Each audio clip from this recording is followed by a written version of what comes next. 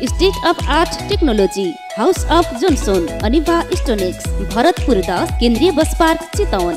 Johnson Tiles. Not just tiles, life styles. Time length अब accurate भन्नुपर्दा 41 minute 27 second होला यसको टाइम लेन्थ। यतिसम्म नै बनाउँछु भने त खासमा त त्यो पाइला चढेको होइन, कलम पनि चढेको होइन।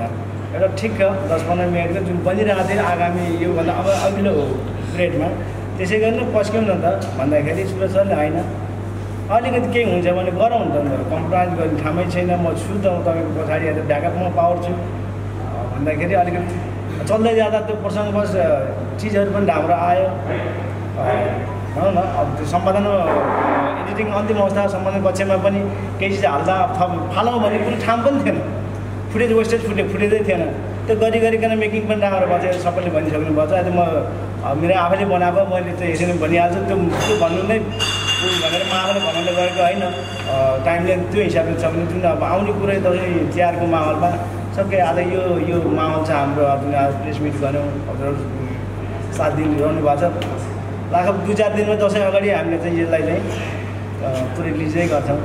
जस्तो कुरो सर एउटा क्वेसन मलाई सुन्नु मन लाग्यो, तपाईँले धेरै चलचित्रको निर्देशन गरिसक्नु भएको छ। रिहान मिया दाजुलाई केही कुराहरू राखिदिनुको लागि म हार्दिक अनुरोध गर्न चाहन्छु। नमस्ते, म रिहान मिया। यो जीवनसाथी फिल्म चाहिँ के हो भने एउटा सन्देशमूलक, कस्तो सर्ट मुभी भन्ने बित्तिकै कस्तो हुन्छ भने सर्ट मुभी भन्ने बित्तिकै दर्शकहरूलाई छोटो मिठो एउटा सन्देश जाओस् र त्यसमा अलिकति हेर्दाखेरि केही सस्पेन्स अलिकति सामेल होस् र क्लाइमेक्समा अलिकति एउटा राम्रो हेर्दाखेरि क्लाइमेक्स एउटा राम्रो जुन चिजमा हुन्छ त्यो एउटा सर्ट मुभी भनिन्छ त्यसलाई होइन। तर हाम्रो यो चलचित्रमा एकदम च्यालेन्ज के थियो भने के सन्देश दिने, के सस्पेन्स राख्ने र हेर्दाखेरि दर्शकलाई कसरी बाँध्ने स्टार्टदेखि भन्ने च्यालेन्जिङ थियो स्टोरी सोच्दाखेरि। यसरी सोच्दै अनि एउटा सन्देशमा जाँदाखेरि सामाजिक घटनालाई नै समाजित गरेर त्योभित्र एउटा के अरे कथाको परिकल्पना गरियो हामीले। 2टा क्यारेक्टर हिरोइनी 2टा एउटा हिरो भनेर होइन। त्यसपछि त्यो कथालाई परिकल्पना आएर एउटा स्टोरी बनाइसकेपछि यो भित्रमा क्लाइमेक्सलाई एकदम बेजोड तरिकाले प्रस्तुत गर्नलाई त्यसपछि मैले सम्झेँ हाम्रो किशोर सरलाई होइन। किनभने एक्लै भन्दा एउटा राम्रो चलचित्र बनाउनको लागि एउटा राम्रो घर पनि एउटा राम्रो बनाउनलाई पिलर पनि अलिकति एकदम मजबुत चाहिन्छ मैले सोच्दाखेरि। त्यसपछि मैले किशोर सरलाई भनेपछि किशोर सरसँग मिलेर यो चलचित्रको एउटा स्क्रिप्ट तयार गरेपछि स्क्रिप्ट तयार भयो। त्योभित्र यो चलचित्रभित्र जसरी सर्ट मुभी हेर्दाखेरि तपाईँहरूलाई चाहिएको चिज अलिकति सस्पेन्स छ, क्लाइमेक्स राम्रो र हेर्दाखेरि स्टोरीलाई सर बगेर सामाजिक घटनालाई तपाईँले आफूलाई काहीँ न काहीँ यस्तो भएको छ है भनेर पनि तपाईँ देख्न सक्नुहुन्छ। यो भित्र एउटा कस्तो त्यस्तो तरिकाको एउटा चलचित्र बनेको छ जीवनसाथी। र जीवनसाथी भन्ने टाइटलले के दिन्छ भन्दाखेरि जीवनसाथी भनेको परिपक्व भएको मान्छेहरूलाई मात्र जीवनसाथी बनाउने होइन, माया लागेपछि जस्तो लागेको पनि हामीले जीवनसाथी बनाउन सक्छौँ भन्ने एउटा राम्रो सन्देशको साथमा हामीले यो सरले यसरी त्यो स्क्रिप्टलाई बनाउनु भयो, स्टोरीलाई बनाउनु भयो र यो अहिले हामी पर्दामा बनाएको छ। म धेरै धन्यवाद दिन चाहन्छु सुरज सरलाई कि हाम्रो यस्तो परिकल्पना यस्तो गरौँ है भन्नेलाई उहाँले लगानी गरेर यो चलचित्र बनाइदिनु भयो। उहाँले यदि यो चलचित्र निर्माण नगरिदिनु भए सायद त्यो हाम्रो एउटा सोच, हाम्रो स्क्रिप्ट जुन थियो सन्देश दिने एउटा दर्शकलाई रमाइलो गर्ने रमाइलो एउटा चलचित्र दिने हाम्रो सोच यथावत रहन्थ्यो। तर उहाँले साथ दिनुभयो र यो चलचित्र बन्यो र हामी एकदम खुसी छौँ सुरज सरसँग। उहाँले एकदम मेहनती हुनुहुन्छ र चलचित्र बनाउँदाखेरि कम्प्रोमाइज भन्ने चिज उहाँको शब्दमा छैन। सायद सर्ट मुभी बनाउँदाखेरि हर चलचित्र बनाउँदाखेरि कहिले मैले हेरिरहेको छु कि सर्ट मुभी बन्दाखेरि कम्प्रोमाइजमा जान्छ मान्छे, सर्ट मुभी त हो नि के हुन्छ र भनेर भन्नुहुन्छ। तर उहाँले सर्ट मुभीलाई एक सिन पनि एक सर्ट पनि कसैले कहिले पनि कम्प्रोमाइजमा आउनु भएन। म एकदम खुसी छु यो मेकिङबाट। उहाँलाई धेरै धन्यवाद दिन चाहन्छु कि मित्र फिल्मबाट उहाँले सहकारी गर्नुभयो र म एज अ आर्टिस्ट रेशमा सुवेदीजीलाई एकदम धन्यवाद दिन चाहन्छु कि उहाँले पनि यस्तो च्यालेन्जिङ रोल एक्सेप्ट गर्नुभयो। उहाँलाई होइन, उहाँले सायद उहाँ बिना यो चलचित्र अलिक अधुरै हुन्थ्यो, किन त्यस्तो रोल थियो है। साँच्चै भन्नुपर्दा म रुसना खातुनजीलाई धेरै धन्यवाद दिन चाहन्छु। उहाँले पनि एकदमै राम्रो रोल गर्नुभएको छ। त्यसमै माथि लक्ष्मण सर होइन, लक्ष्मण सर अब मेरो आदरणीय गुरु हुनुहुन्छ, उहाँलाई म धेरै धन्यवाद दिन चाहन्छु। उहाँले जुन रोल गर्नुभएको छ हाम्रो यो चलचित्र बनाउनमा र हाम्रो यो चलचित्र उतार्नमा क्यारेक्टरको धेरै महत्त्वपूर्ण छ किनभने कुनै पनि क्यारेक्टरलाई तपाईँले जबसम्म पर्दामा उतार्नलाई त्यो क्यारेक्टर त स्टोरी भने अनुसारको हुँदैन तबसम्म त्यो दर्शकमा जाँदाखेरि खल्लो हुन्छ र त्यो खल्लो नहोस् भन्छ र हाम्रो सबैजना कलाकार मेहनत गरेर गर्नुभएको छ त्यही माथि हाम्रो के अरे किशोर सरको धेरै धेरै धन्यवाद दिन चाहन्छु उहाँले यो चलचित्र बनाइदिनु भयो र धेरै राम्रो चलचित्र बनेको छ एकचोटि हेर्नु होला र प्रतिक्रिया दिनु होला त्यसमाथि म अनि यसमा खेल्ने सबै कलाकार पूजन लामिछाने भाइलाई धन्यवाद दिन चाहन्छु यसमा ईश्वरी बराल दिदीलाई धेरै धेरै धन्यवाद दिन चाहन्छु र सबैभन्दा बढी म धन्यवाद दिन चाहन्छु हाम्रो सुरज सरलाई ताकि हामीले यो चलचित्र बनाइदिनुमा धेरै धेरै ठुलो हात छ र यो चलचित्र पर्दामा उतार्नलाई रवि कोइराला सर र हाम्रो मनोज चौधरी सरको धेरै ठुलो हात पनि रहेको छ जस्तो खोजेको छौँ हामी त्यस्तै चलचित्रमा किशोर सरको जस्तो थिङ थियो र हाम्रो जस्तो मेकिङ थियो त्यो चलचित्रलाई साथ त्यस्तै तरिकाले पर्दामा उतारिदिन सफल हुनुभएकोमा म मनोज चौधरी र रवि कोइरालाजीलाई पनि धेरै धेरै धन्यवाद दिन चाहन्छु। नमस्ते म प्रकृति मलाई यो फिल्म पार्टीबाट यो फिल्म जीवन साथी एकदमै राम्रो लागेको अनि मैले मामालाई थोरै सहयोग गर्नको लागि मैले यो फिल्ममा लगाएँ। धन्यवाद। यसको पनि डिसिजन आउनेवाला छ अनि तपाईँले अब अहिले चलचित्र बनाउँदैमा भनौँ न यो कोभिडको बेलामा अब फिल्मी क्षेत्रै लगभग ध्वस्तै जस्तै छ नि अब रिटर्नका कुराहरू त अब सम्भव त नहोला आफ्नो भोलिका दिनमा है भए राम्रै भयो त्यो हुँदा पनि तपाईँको चाहिँ अब कन्टिन्युस चाहिँ तपाईँको रहन्छ भनेर हामीले चाहिँ बुझौँ। हजुर हजुर एकदम एकदम अब म यसको योबाट ब्याक हुने भन्ने त कुनै चान्स सवालै छैन म यसलाई कन्टिन्यू दिन चाहन्छु र दिन्छु पनि कमजोरीपना त्यसको लागि म अझै सुधार्ने कोसिस गर्छु है त्यसको लागि मसँग आफूसँग भएको कमी कमजोरीलाई म अझै अगाडि सुधारेर अगाडि लाने कोसिस गर्छु तर त्यो जुन तपाईँले भन्नुभयो नि पैसा धेरै भएर एउटा रहर कुरा गर्न आएको भन्ने चाहिँ यो बिल्कुलै गलत हो त्यो होइन। अब म त्यही नै भन्नु चाहन्छु अन्तिममा टोटल कति लाग्यो होइन कस्तो लाग्यो होइन यसको बजेटको कुरो गर्दा त तपाईँको 1,50,000 1,00,000 रुपियाँ खर्च भएको छ मेरो अहिलेसम्म यसमा 1,00,000 रुपियाँ खर्च भएको छ। कस्तो भयो सुटिङ कुन ठाउँमा भयो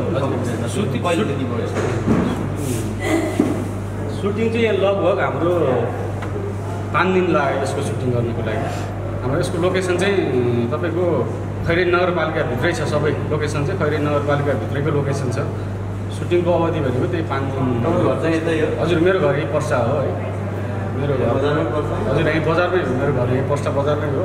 मेरो धेरै पुस्ता भयो यो नगरपालिकामा है म पुरानो मान्छे हजुर विदेश कहाँ कुन देश हजुर म दुबई थिएँ पहिला दुबई बस्थेँ है अब म केही छ यो उमेरले पनि अलिकति नसुहाए जस्तो लागेन अब सरल तरिकाले चाहिँ तपाईँले काम गर्नुभयो भने जिम्मेदार भएको छ होइन खास कुरो के हो अलिक पैसा बढी बजेट पाएर चाहिँ काम गर्नुभएको अलिकति स्पष्ट होइन मैले भनिरहेको कुरा हो होइन म सबभन्दा पहिला टिम हेर्छु भनेर र यति राम्रो टिम होइन त्यहीमाथि अब सुरज सर नयाँ हुनुहुन्छ भने मलाई थाहा थियो अनि ल हुन्छ नि त कसैले के गर्छु भन्दाखेरि मबाट म थोरै हेल्प गरेर उहाँ खुसी हुनुहुन्छ भने वाइ नट भनेर मैले के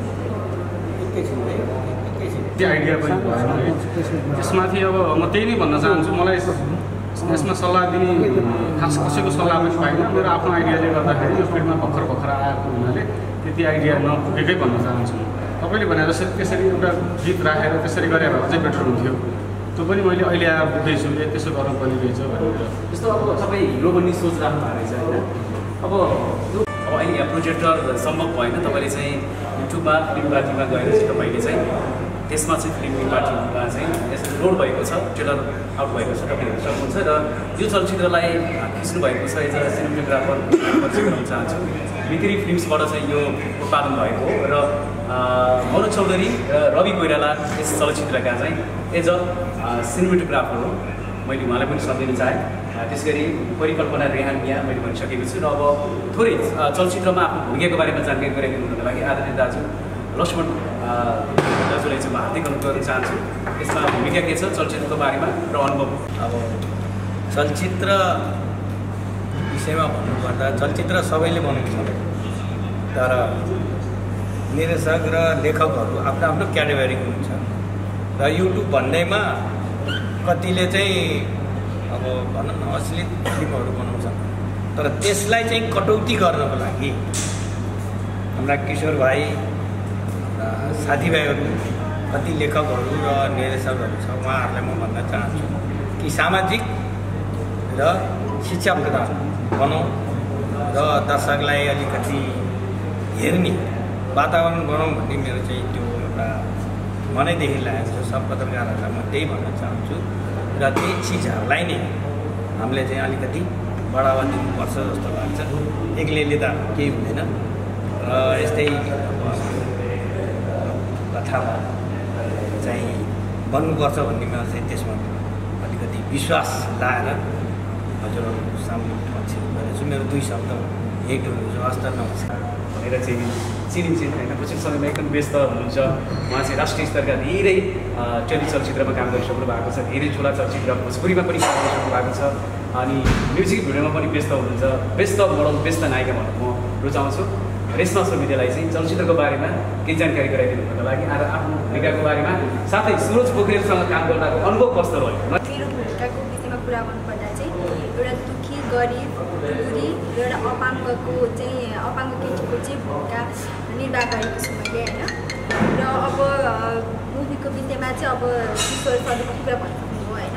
अब पछि टिजर आइसक्यो त्यो हेरेर पनि सब कुरा थाहा पाउनुहुन्छ। र किशोर सरसँग चाहिँ मैले धेरै कामहरू गरिसकेँ होइन। र मैले सोचेको पनि थिइनँ मैले फेरि यसरी किशोर दाइसँग चाहिँ काम गर्न पाउँछु भनेर होइन। हामी सबैलाई थाहा छ के भएको थियो उहाँसँग भनेर। सो म धेरै खुसी छु होइन फेरि काम गर्न पाएँ र काम गर्न पाऊँ पनि। र म यहाँबाट चाहिँ हाम्रो मनोज चौधरीजी त्यस्तै गरी ईश्वरी आमा हुनुहुन्छ त्यस्तै गरी लक्ष्मण दाई अनि उहाँहरूलाई चाहिँ सम्झिन चाहन्छु होइन। ईश्वरी आमा यहाँ हुनुहुन्न। र अब हाम्रो सुरजजीलाई चाहिँ नयाँ काम गर्न थाल्नु भएको छ होइन। हजुरलाई सबै साथ सपोर्ट हामीबाट हुने नै छ र हजुरको अपकमिङ प्रोजेक्टको लागि पनि धेरै धेरै बधाई अनि बेस्ट अफ लक दिन चाहन्छु। Thank you.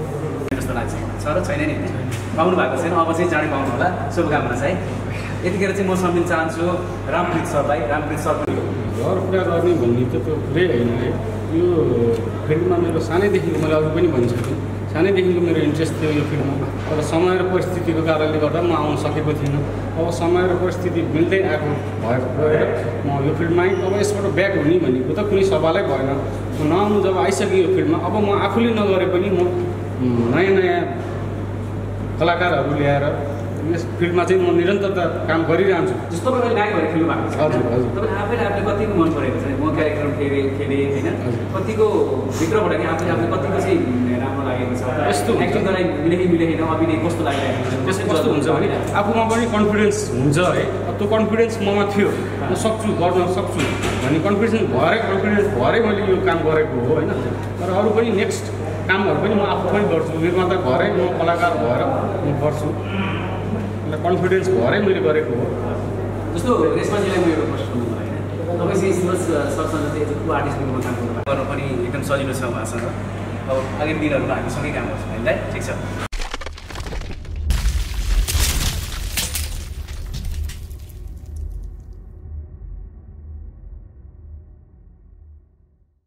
State of art technology house of Johnson अनिभा इस्टोनिक्स भरतपुर 10 केन्द्रीय bus park Chitwan. Johnson Tiles. Not just tiles, lifestyles.